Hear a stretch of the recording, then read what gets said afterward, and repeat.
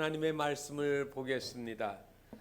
마태복음 28장 18절 말씀부터 20절 말씀입니다. 마태복음 28장 18절에서부터 20절 말씀 우리 함께 봉독하겠습니다. 예수께서 나와 말씀하여 이르시되 하늘과 땅의 모든 권세를 내게 주셨으니 그러므로 너희는 가서 모든 민족을 제자로 삼아 아버지와 아들과 성령의 이름으로 세례를 베풀고 내가 너희에게 분부한 모든 것을 가르쳐 지키게 하라. 볼지어다 내가 세상 끝날까지 너희와 항상 함께 있으리라 하시니라. 아멘. 제가 광고 시간에 얘기하면 좋았을 뻔했는데 우리 유혁이가 군대 생활을 잘 마치고 집으로 들어왔습니다. 아직 군인 신분입니다.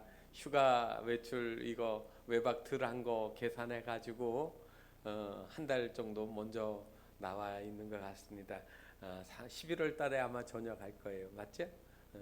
그동안 이제 이렇게 환경 속에서 이제 변화되어진 거 다시 또 하나하나 찾아서 공부하는 일들, 이런 모든 일들 하나님 우리 유혁에게 복 주시기를 바랍니다. 우리 축복하는 마음으로 박수 한번 쳐줄까요?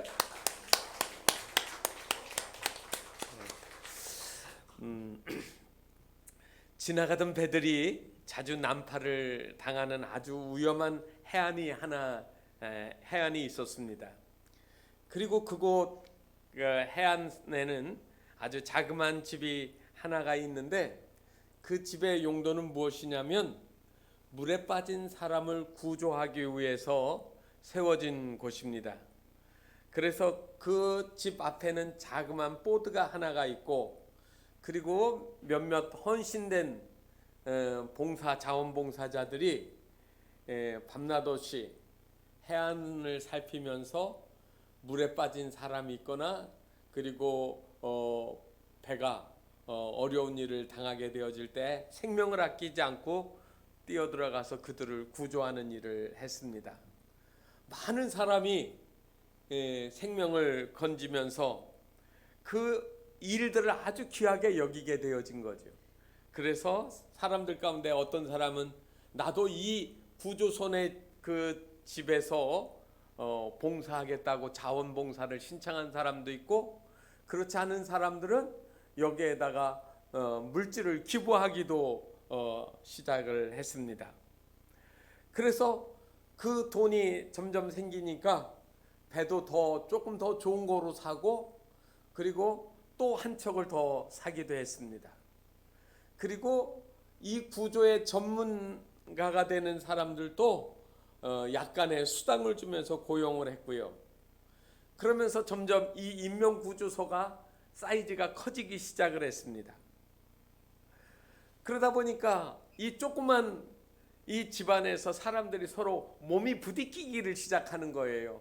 그래서 이렇게 생각을 했습니다. 우리가 이거 너무 작으니까 조금 더 크게 짓자. 그래가지고 옆에다가 새 건물을 좀 더 크게 지었습니다. 크게 지어놓고 보니까 그 안에다 뭐 하고 싶어요? 가구도 들여놓고 시원한 음료수라도 먹을 수 있게 냉장고도 갖다 놓고 여러 가지 물품들이 하나씩 두르기 시작을 했습니다. 그리고 사람들이 거기 와서 잘 갖춰놓고 소파도 놓고 하다 보니까 사람들이 모이는 사교장이 되었습니다. 그래서 물에 빠진 사람을 구해낸 이야기들을 무용담처럼 하면서 사람들은 거기에서 친교의 열을 올렸습니다. 그러다 보니까 배가 이렇게 침몰할 때가 있거나 또는 사람이 어려운 일을 당하게 되어지면 그 구조하는 일들을 이전에 하던 사람들이 돈을 더 많이 주고 사람을 고용해서 운영하기 시작을 했습니다.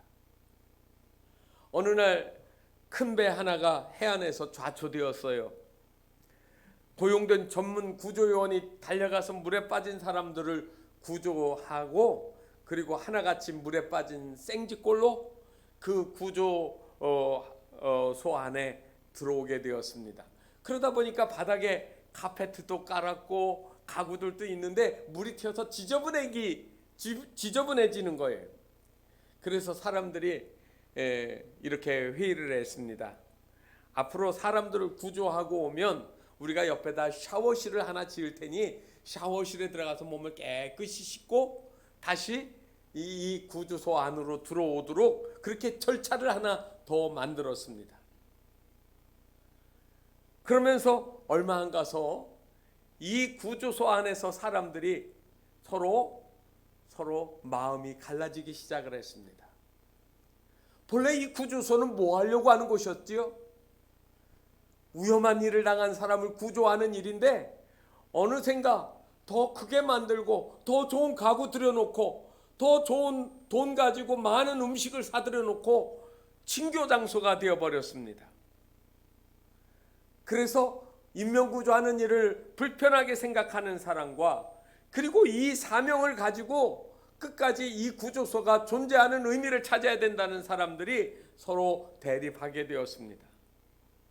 그래서 구조소를 어떻게 할 것인가 놓고 투표를 했습니다. 그 결과는 이렇게 됐습니다. 물에 빠진 사람들을 구조하는 일을 하고 싶은 사람들은 따로 나가서 그들 자신의 새로운 인명구조소를 만들려고 하는 것이 다수결이 되었습니다. 그래서 인명구조의 사명을 중요하게 여겼던 사람들이 따로 나와서 다시 조그마한 구조소를 만들었다라고 하는 이야기입니다. 제가 왜 이 이야기를 여러분들에게 길게 말씀을 드리겠습니까? 저와 여러분이 신앙생활을 하면서 여러 가지 액세서리들이 많이 붙었습니다. 교회 생활을 하면서 그리고 신앙생활을 거치면서 이러한 것 저러한 것 그리고 불편한 것들 하나씩 떼어놓고 쉽고 편한 것 그리고 즐거운 것들을 자꾸 선택하게 되어졌습니다. 본래 가져야 되는 목표를 잃어버린 거예요. 인명구조소가 뭐를 가져야 됩니까? 사람의 생명을 구하기 위한 야성을 가지고 있어야 되는데 가지고 있지 않는 거예요. 오늘날의 교회를 여러분들이 이야기를 하면 어떻게 설명을 할 수 있습니까? 제가 어렸을 때 제가 경험했던 것 중에 하나는 제 주일학교 선생님들하고 주일날이 되면 그 지역의 장날이 되어지면 북 들고 나팔 들고 장터에 가서 찬송 부르면서 전도하는 겁니다. 그때는 구경할 일들이 많지 않으니까 시장에 가서 북 두드리고 나팔 불고 하면 그건 누가 하는 일이냐면 서커스 하는 사람들이 사람을 불러 모을 때 하는 신호였어요. 그런데 교회에 젊은 청년들 지금 생각하면 주일학교 선생님 나이도 많지 않은데 그분들이 북 메고 그리고 나팔 불고 그러면서 시장 나가서 와 노래를 부르는 거예요. 찬송가를 부르는 거예요. 그러면 사람들이 모여들면 그때 전도를 시작하라는 겁니다. 하나님이 세상을 사랑하십니다. 그런데 우리 인간들이 예수님을 만나지 못하면 지옥에 갑니다라고 막 이야기합니다. 제가 그 틈에 가끔 한 번씩 따라갔는데 그때 선생님들이 저한테 전도지를 이만큼을 주고 너는 모여있는 사람들한테 돌아다니면서 전도지를 주라고. 그래서 제가 또 전도지를 열심히 나누죠. 그 복음을 듣고 예수를 만난 사람들도 있고 아닌 사람도 있지만 그러나 그 당시에 교회는 복음 전하는 일이 가장 소중한 일이라고 생각했습니다. 교회에 나와서 여러분들이 저와 여러분이 복음을 받아들여서 예수 믿고 구원받은 거 하나님의 나라 이 보여지는 나라 말고 하나님의 나라까지 우리가 다 가지고 살아간다라고 하면 정말로 우리가 이제는 우리의 삶에서 나눠져야 될 가장 소중한 소명이라고 하면 무엇일까요? 그 복음 전하는 거 아니겠습니까? 오늘 우리가 읽은 본문의 말씀은 마태복음의 가장 끝에 있는 말씀들입니다. 예수님이 죽으셨다가 부활하신 이후에 그 어간의 40일 동안의 이야기들을 다 생략하고 오늘 이 말씀들이 18절에서 20절의 말씀이 마지막에 예수님이 남기시면서 제자들에게 분부한 거예요.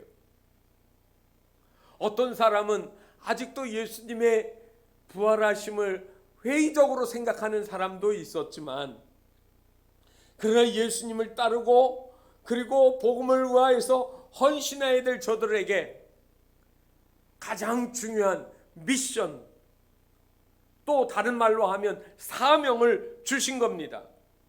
그래서 여러분, 성경에는 이름이 하나 붙어 있습니다. 오늘 우리가 읽은 28절부터 20절을 영어로는 Great Commission이라고 써 있습니다. 이 Great Commission, 위대한 사명 또는 대사명, 또 지상명령, 이런 여러 가지로 우리가 이야기를 하는 부분이 오늘 이 18절에서 20절 말씀입니다.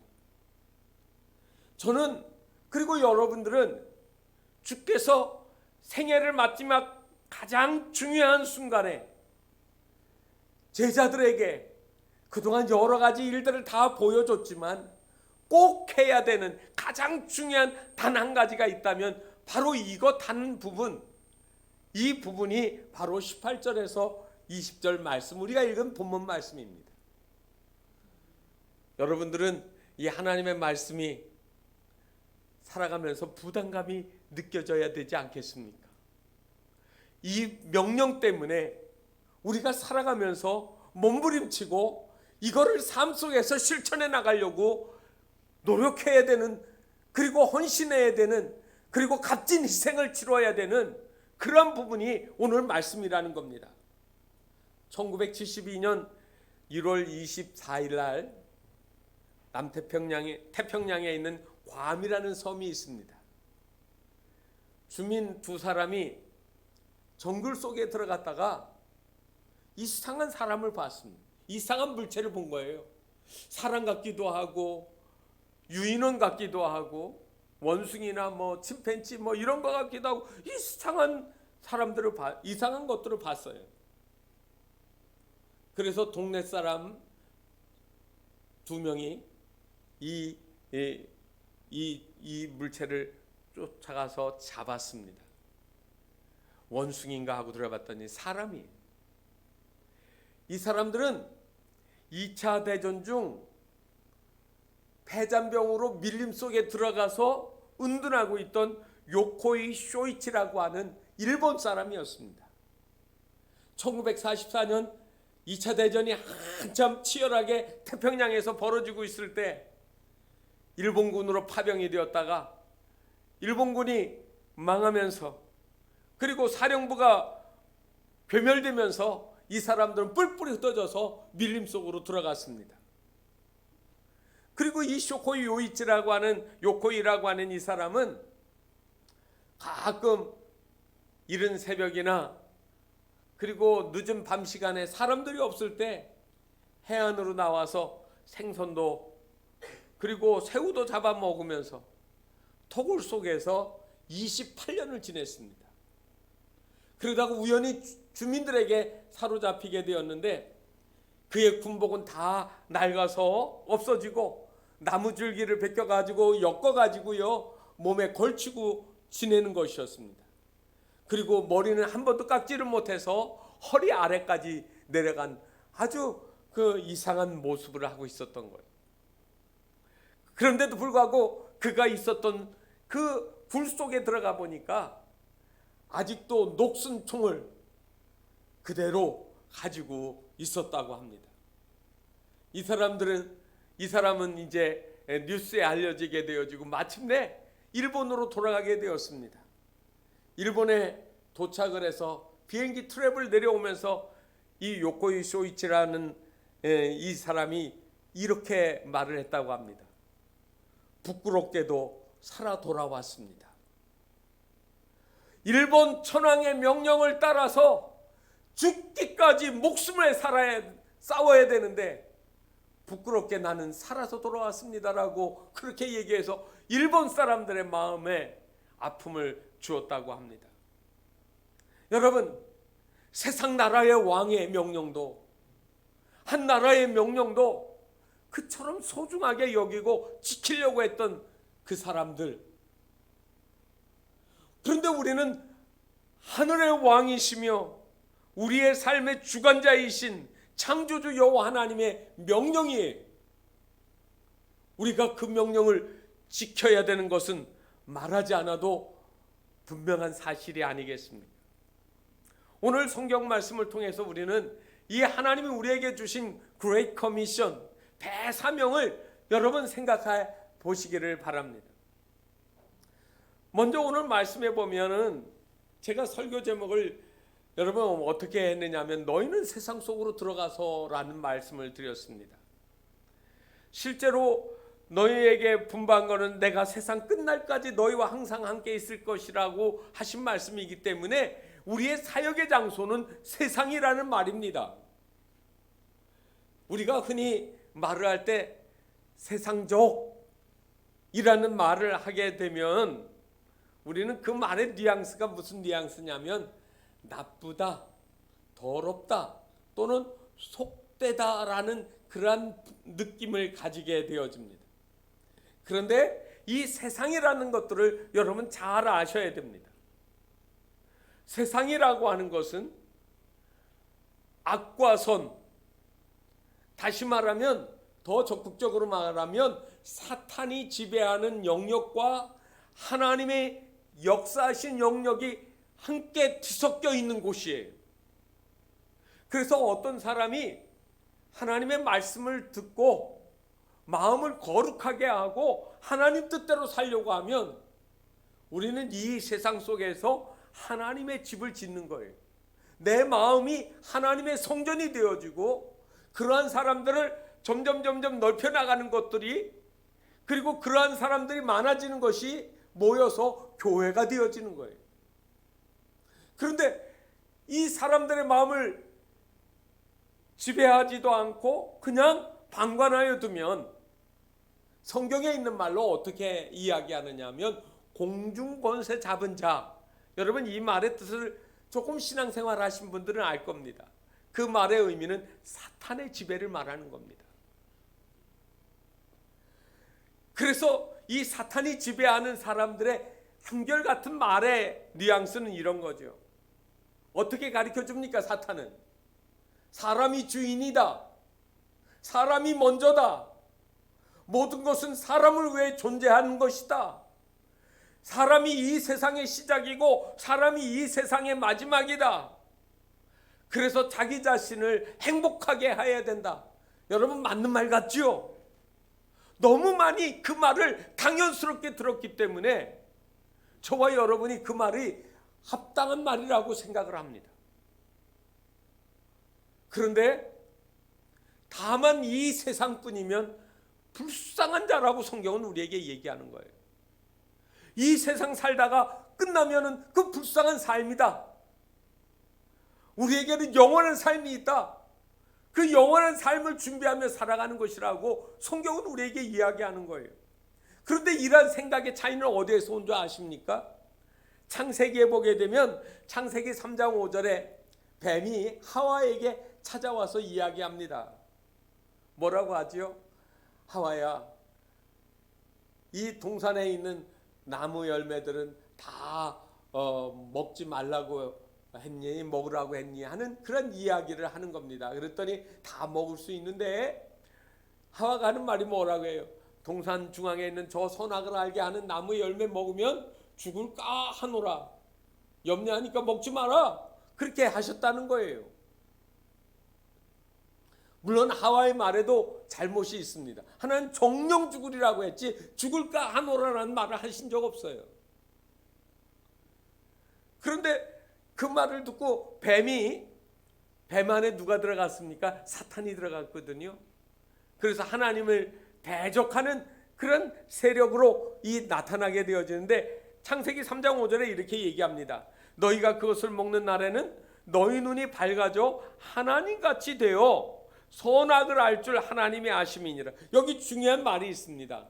뭐같이 된다고요? 하나님같이 된다고요.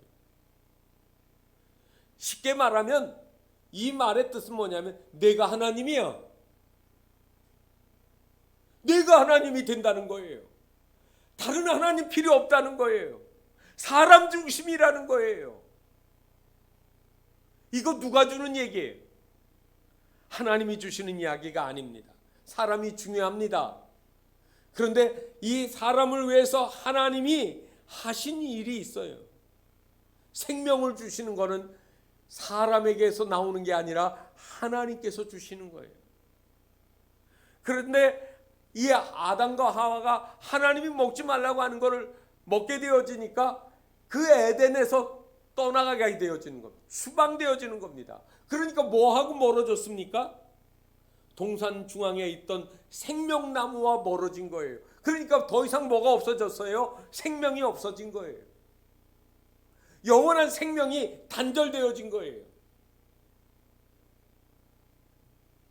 그래서 요한일서 2장 16절 말씀은 이렇게 얘기합니다. 이는 세상에 있는 모든 것이 육신의 정욕과 안목의 정욕과 이생의 자랑이니 다 아버지께요. 아버지는 하나님이에요. 하나님께로 온 것이 아니요 세상으로부터 왔다. 세상적이라고 하는 말은 하나님 없이도 잘 될 수 있다. 우리가 스스로 하나님이다. 사람이 한다고 하면 다 할 수 있다. 천만의 말씀이에요. 그러면 왕들은 자기가 하고 싶은 것들을 지금도 누리고 살 수 있어야 되지 않습니까? 제주도에 가면 그 정방폭포 있는 쪽인가요? 천지연 쪽인가요? 보면 중국의 진나라 시황제가 불로초를 구하러 자기의 신하를 제주도까지 보낸 이야기가 나옵니다. 그런데 그 신하는 제주도가 너무 좋아서 그 좋은 약초를 구해서 돌아간 것이 아니라 거기서 있다가 죽었다고 하죠. 무엇 하나 내 마음대로 할 수 있는 것들 다 할 수 있다고 생각하지만 그렇게 할 수 있는 것은 아닙니다. 오늘도 사람의 마음을 놓고 이 선택의 여지에 있어서 마귀도 역사를 하고 그리고 하나님도 우리에게 역사하시는 거. 어떻게 역사하십니까? 하나님은 죄 지은 인간들을 구원하시기 위해서 하나님의 아들이 이 땅에 찾아와서 대신하여 우리 죄를 위하여 십자가에서 죽으시고 그리고 누구든지 저를 믿는 자마다 멸망하지 않고 영생을 얻을 수 있는 그러한 기회를 부여하셨어요. 누구든지. 그래서 이 영원한 생명을 주시려고 하는 예수 그리스도로 말미암는 이 역사를 지금도 하나님은 성령님을 통하여 우리 가운데 역사하시는 거예요. 이 일들을 퍼쳐나가도록 우리에게 분부하신 것이죠. 그래서 이 두 세계가 이 세상 속에서 영역 싸움을 벌이고 있는 겁니다. 그런데 이 싸움을 누구를 통해서 하시는가요? 오늘 그 말씀이 바로 우리 그리스도인들에게 주는 거예요. 너희들이 들어가서 한 사람 한 사람의 영혼을 너희들이 찾아가서 복음을 전하고 그들을 변화시키고 회심시키고 세례를 주고 제자를 삼고 하나님의 말씀대로 사는 거룩한 나라를 세워나가라고 하는 분부의 말씀을 주시는 겁니다. 오늘 여러분 여기에 있는 너희는 누굴까요? 그러므로 너희는 가서 그랬거든요. 그러면서 이렇게 18절에 얘기했죠. 하늘과 땅의 모든 권세를 내게 주셨으니 그러므로 너희는. 제가 이 본문 말씀을 읽으면서 모든 권세를 내게 주셨으니 그러므로 너희는 이야기 속에는 이런 행간의 말이 있습니다. 나에게는 하나님이 주신 하늘과 땅의 모든 권세가 내게 있는데 이 권세를 가지고 나도 너에게 주니 너희도 나가서 하나님의 나라를 위해 일하는 자가 되라고 하는 그런 명령입니다. 그런데 C.S. 루이스는 이 본문에 있는 이 말씀을 이렇게 말했습니다. 하나님께서 하나님 나라를 만들기 위해 사람을 창조하셨다. 이게 본질이라는 거예요. 하나님 나라를 만들기 위하여 하나님 나라, 여러분 마음속에 하나님의 나라가 만들어져야 됩니다. 누가 있어야 만들어져요? 나라에 3요소가 있죠? 뭐가 3요소입니까? 통치권, 그죠? 그 다음에 백성, 영토예요. 주권과 그리고 백성과 영토가 있어야 되는데 이 주권은 권세예요. 권세라는 말은 성경에서 보면 이거는 힘이라는 말이 아닙니다. 이 말을 다른 말로 하면 이건 한 나라를 세우는 나라의 의미가 더 강하게 있습니다.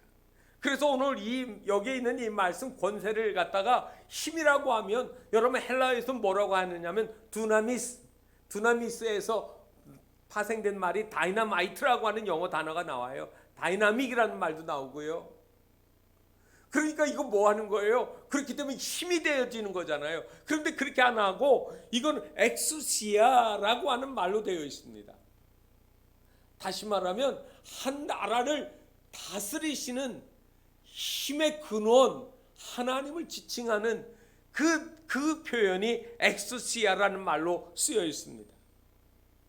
여러분 권능과 권세라는 말을 여러분들이 혼돈하실 수가 있는데 제가 이렇게 설명을 해보겠습니다.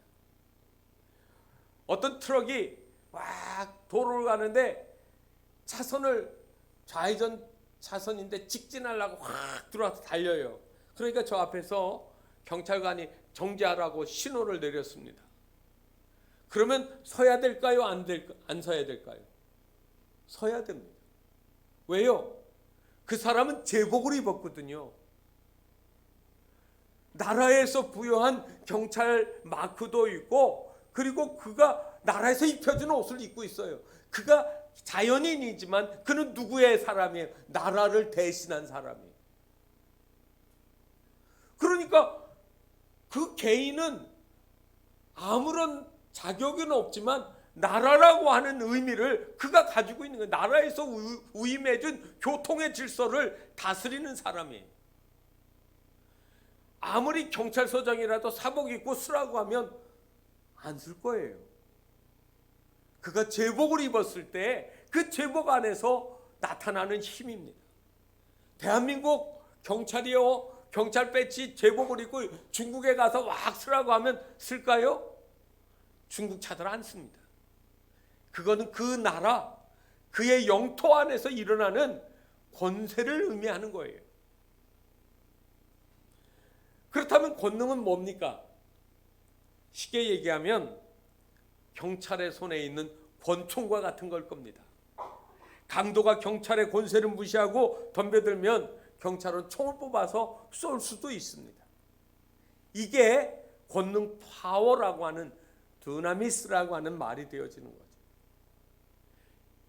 여러분 그러므로 우리 그리스도인들은 이 하나님의 권세라고 하는 이 말을 무슨 은사나 그런 무슨 뭐 기적을 일으키는 능력의 의미로 생각하지 말고 하나님의 나라, 하나님이 다스리시는 영역으로 이해하시는 것이 맞습니다.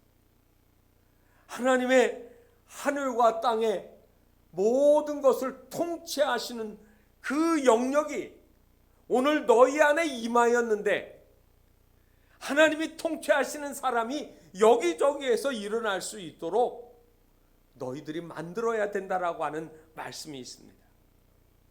너희는 바로 이 일을 위하여 선택되어졌다. 그러므로 이들을 불러서 믿지 않는 사람들을 불러서 아버지와 아들과 성령의 이름으로 세례를 주고 그리고 그들에게 가르쳐 지키게 하고 그리고 그들과 함께 내가 영원토록 함께 있을 것이다 라고 하는 말씀을 차근차근 주신 겁니다. 독일의 나치 정부가 유대인을 강제적으로 수용하고 학살하던 그 시기에 일본의 리투아니아 영사관에 있던 한 일본 영사가 있었습니다. 그 사람의 이름은 스케하라 지우네라고 하는 사람입니다. 일본 사람이면서도 드물게 러시아어를 일찍이 공부하고 러시아에 대한 것들을 많이 공부하면서 러시아 여인하고 결혼을 했어요. 그러면서 이 사람이 정교의 교인이 되어지고 성경을 읽으면서 그리스찬이 되어버린 거예요. 그런데 이 사람이 이제 리투아니아에서 영사 대리로 근무할 때 2차 대전이 일어나게 되어집니다. 수많은 2차 대전이 일어나면서 유대인들이 그 폴란드와 독일에서 탈출을 해가지고 미국이나 또 팔레스타인 쪽으로 이렇게 도피하려고 할 때 일본 정부는 독일하고 동맹을 맺었기 때문에 유대인들이 나가지 못하도록 그렇게 압력을 넣게 되어집니다. 이 리투아니아에 있던 이 일본 영사였던 이 스케아라 지훈에도 당연히 일본 정부의 말을 들어서 유대인들에게 비자를 발급해주면 안 되는 일인데도 불구하고 그의 마음속에 수많은 유대인들이 아우슈비츠에서 수용소에서 하나씩 죽어가는 그 모습들을 보면서 비자를 발급해주기 시작을 합니다. 우리가 잘 아는 오스카 쉰들러라고 하는 쉰들러 리스트라는 영화가 있었죠. 이 쉰들러 리스트에는 1100명의 사람들을 돈을 주고 자기 공장에다가 취업시키면서 그들의 목숨을 살리려고 했던 것 때문에 그가 전쟁 후에 유대인들에게 칭송을 받고 그리고 훈장을 받았었는데, 이 스케아라 지우네라는 사람은 자기 신앙 양심을 가지고 일본 정부가 하지 말라고 하는 비자 발급을 단 한 달 동안 6,000장을 발행을 했습니다. 그 수많은 유대인들이 폴란드와 독일에서 탈출해서 저 시베리아를 거쳐가지고 일본을 거쳐서 미국으로, 그리고 또 일본은 팔레스타인 땅으로, 그리고 일본에서 탈출하지 못한 사람은 상해에 있는 유대인 그 공동체 개토 속으로 들어가서 생명을 건진 이야기가 있게 되었습니다. 1969년 이스라엘 정부는 이 스케아나 자우네를 찾아가지고 훈장을 그에게 수여하게 되어집니다. 수많은 사람들은 그의 이름이 센토라고 하는 그 이름을 가지고 있어서 그 이름으로 찾았는데 찾지를 못했어요. 유럽 사람들이 자기 이름을 알지를 못하니까 내 이름은 센토라고 하는 말로 그렇게 이야기를 했기 때문에 뒤늦게 발견해서 그에게도 이스라엘 사람들이 감사하고 그에게 표창하고 훈장을 주었다고 하는 이야기입니다. 여러분, 한 사람의 신앙인이 하나님의 나라를 발견하게 되어지면 자기 목숨을 걸고 자기 생명을 다해서 많은 사람의 생명을 건지는 일에 헌신하게 되어지는 것 아니겠습니까? 오늘 성경 말씀은 바로 저와 여러분에게 그런 거룩한 명령들을 주고 있습니다. 모든 민족을 찾아가라. 그리고 그들에게 세례를 줘라. 세례의 의미는 뭐지요? 옛사람은 죽고 그리스도 예수 안에서 내가 새 사람으로 거듭나는 거예요. 그러니까 너희들이 그들을 찾아가서 복음을 전하면 저들은 변화를 일으켜 세례를 받게 되어지고 어떻게 살아가요? 그리스도와 함께 하나님과 함께 살게 되어질 것이라고 하는 그러한 말씀을 오늘 말씀이 우리에게 주고 있습니다. 한 사람의 변화된 사람, 하나님의 사명에 거룩한 부담감을 느끼고 내 생명을 다해서 주를 섬기겠다고 하는 사람, 참으로 어려운 시대 우리가 살아가고 있습니다.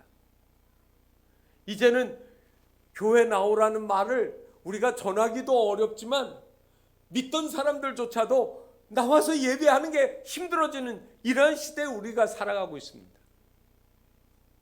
그럼에도 불구하고 우리가 해야 될 일들이 뭘까요?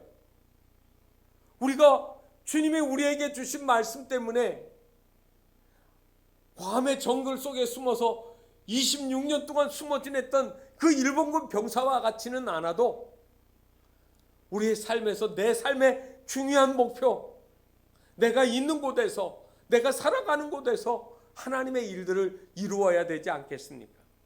18세기 영국의 국회의원 중에 윌리엄 월버포스라고 하는 분이 있습니다. 이분은 부잣집에 아주 귀한 아들로 자라나서 캠브리지 대학을 나오고, 그리고 정말 넉넉하고 부족함이 없이 살았습니다. 쾌락적이고 즐기고 매일같이 파티를 찾아 돌아다닌 사람이었습니다. 거기다 국회의원이 되어서 신분적으로도 존중받는 그런 좋은 직책에 있었습니다. 그런데 어느 날 자기 사촌 동생이 읽던 책을 읽다가 도전을 받습니다.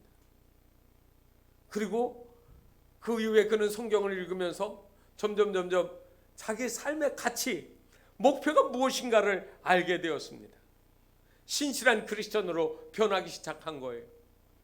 파티를 줄이고 술도 마시지 않고 깊이 성경 묵상하면서 내 삶은 어떻게 바뀌어야 될 것인가.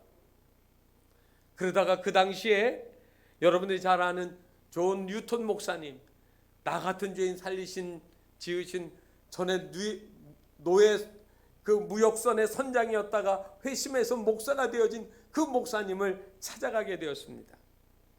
그리고 나서 이 월버포스 국회의원이 목사님에게 이야기를 합니다. 내가 아무래도 하나님의 일을 하려고 하면 주님이 나를 사랑하시고 부르시는데 내가 국회의원을 그만두고 이제 신학교에 가서 공부해서 목회자가 되어 하나님 일을 해야 될 것 같은 생각이 듭니다. 목사님은 어떻게 생각하십니까? 라고 조언을 구했습니다. 그랬더니 그때 존 뉴턴 목사님이 웰버포스에게 이렇게 말해줬습니다. 하나님께서 신학교 소명 이상으로 더 중요한 소명을 당신이 있는 그 자리에서 하나님께서 사용하실 것입니다라고 이야기해 줬습니다. 윌버포스는 이 목사님의 더 중요한 소명을 내 있는 자리에서 이루실 것이라는 이야기를 깊이 붙잡고 기도를 많이 했습니다. 그러면서 자기에게 주신 하나님의 영감을 받았는데 그게 뭐냐면 수많은 아프리카에서 노예로 끌려온 이 많은 흑인 노예들을 풀어줘야 되겠다라고 하는 생각을 가지게 되었습니다. 하나님은 사람을 동등하게 창조하셨다. 하나님은 누구든지 검은 사람이든지 흰 사람이든지 노란 사람이든지 다 구원하시기를 원하신다라고 하는 말씀을 성경에서 읽고 그는 복음을 전하는 일들을 바로 이 노예 해방하는 일들로 생각을 했습니다.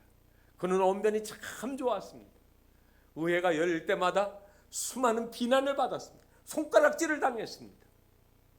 그럼에도 불구하고 한 번도 굴하지 않고 하나님이 나에게 주신 소명이기 때문에 이 노예 해방의 가치와 그리고 이 일의 중요성을 역설을 했습니다. 마침내 그가 세상을 떠나게 되었을 때 영국 땅에서는 노예제도가 폐지되는 간격을 보고 그는 눈을 감을 수가 있었다고 했습니다. 여러분, 만약에 뉴턴 목사님이 이제 당신은 국회의원 그만두고 신학교에 가서 목사가 되시오 했더라면 어떻게 그런 일이 일어날 수 있을까요? 저와 여러분이 있는 그 자리가 하나님이 나를 부르신 자리예요. 내 있는 자리에서 나는 하나님이 부르신 그 부름의 소명으로 해서 살아간다.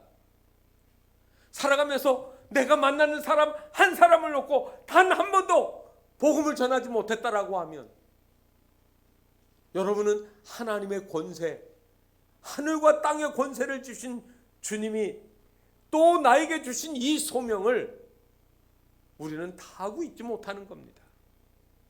내 삶을 통하여서 그리스도의 이름이, 예수 그리스도의 나라가 보이지 않는 이 세상의 영토와 땅은 아니지만 사람과 사람 사이로 확 번져나가는 이 신기한 일들을 체험하고 보기 위하여 기도하고 그리고 헌신하고 내 삶을 들여 살아가시는 우리 모든 그리스도인들의 삶이 되시기를 주의 이름으로 축원합니다.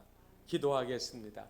하나님, 주님이 세상을 이제 떠나서 승천하시면서 제자들에게 주셨던 말씀, 하늘과 땅의 권세를 내게 주셨으니 그러므로 너희는 가서 모든 족속으로 제자를 삼아 아버지와 아들과 성령의 이름으로 세례를 주라고, 그리고 내가 너에게 분부한 모든 것을 그들이 가르쳐 지키고 또 주님과 동행하는 삶을 살도록 명하신 것들을 저희들이 읽었습니다. 주님 앞에 가는 그날까지 하나님, 저희들이 땅에 있는 것들, 내 집을 쌓고 그리고 내 세상의 영역을 넓혀나가는 일에만 혈안이 되지 않게 하시고 보이지 않는 하나님의 나라를 위하여 헌신하며 가치 있는 삶을 살아 주님 앞에 갔을 때 잘했다 칭찬받는 저희들 모두가 될 수 있게 은혜를 더하여 주시옵소서. 이 불타는 소명이 우리의 삶의 마지막 순간까지 놓치지 않고 붙잡고 실천해 나가는 우리의 삶이 되게 하여 주옵소서. 예수 그리스도의 이름으로 기도하옵나이다. 아멘.